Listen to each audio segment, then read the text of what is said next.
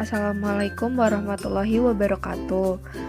Kami dari kelompok 4 ingin menyampaikan video tentang landasan neurologis proses kognitif. Kelompok 4 memiliki anggota. Yang pertama, ada saya sendiri, Maharani Bayu Widi Larasati dengan NIM 193-20132. Yang kedua, ada Balkis Lutfia dengan NIM 193-20125. Yang ketiga, ada Afina Syuhudi dengan NIM 193-20223. Yang keempat, ada Arum Erlita Putri dengan NIM 193-20257.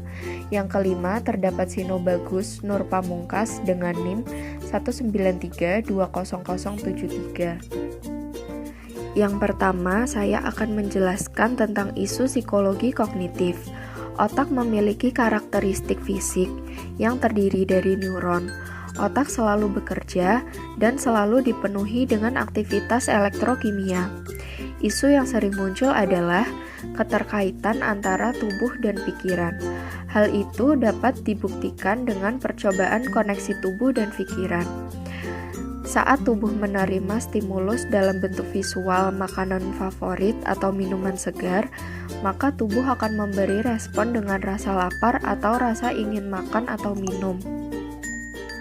Otak kita memiliki 100-200 miliar sel atau neuron, sama dengan 10 kali jumlah bintang di galaksi Bima Sakti, sama dengan 20 kali jumlah penduduk bumi. Satu sel bisa berkoneksi sebanyak 15.000 sel lain. Bayi 3 tahun telah membentuk koneksi 1.000 triliun, sama dengan 2 kali orang dewasa. Usia 11 tahun terjadi pengurangan jumlah koneksi atau sel sesuai dengan kebutuhan. Komunikasi antara dua neuron berlangsung di sinapsis. Terdapat banyak sinapsis yang belum terbentuk ketika lahir. Pada otak bayi yang baru dilahirkan, terdapat banyak ruang kosong di antara neuron-neuron. Namun, seiring bertambahnya usia dan perkembangan, neuron-neuron ini segera membentuk koneksi yang mengisi ruang sinapsis. Yang selanjutnya terdapat sistem syaraf pusat.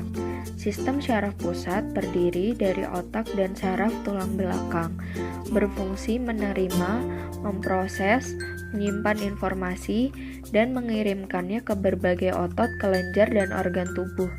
Sistem syaraf pusat berfungsi mengantarkan informasi dari dan ke sistem syaraf perifer melalui syaraf sensorik dan syaraf motorik. Yang selanjutnya terdapat sistem syaraf perifer. Sistem syaraf perifer adalah jejaring syaraf yang menghubungkan antara otak dan sumsum tulang belakang ke bagian tubuh lainnya. Berfungsi untuk membawa informasi ke dan dari otak dan sumsum tulang belakang, serta melaksanakan perintah CNS untuk melakukan berbagai aktivitas otot dan kelenjar.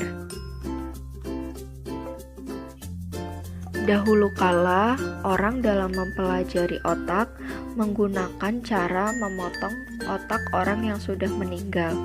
Namun, seiring dengan perkembangan teknologi, orang sudah menemukan alat-alat untuk mempelajari otak. Contohnya yang pertama terdapat elektroencephalogram atau EEG, yang kedua terdapat event relay potentials atau ERP CT scan, lalu terdapat transcranial magnetic stimulation atau TMS, kemudian terdapat positron emission tomography atau pindai PET, lalu kemudian terdapat magnetic resonance imaging atau MRI.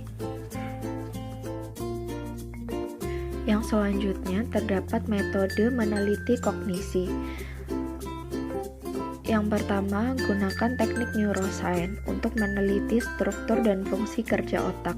Melalui metode ini, sekarang bisa diketahui area otak yang berfungsi ketika aktivitas kognisi terjadi.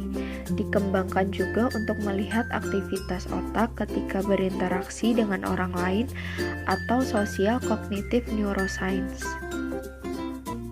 Namun yang perlu diketahui, karena otak begitu kompleks, maka manusia harus berhati-hati dan lebih cermat dalam menyimpulkan. Contoh, terdapat para ahli yang telah menemukan adanya titik tumor dalam otak manusia.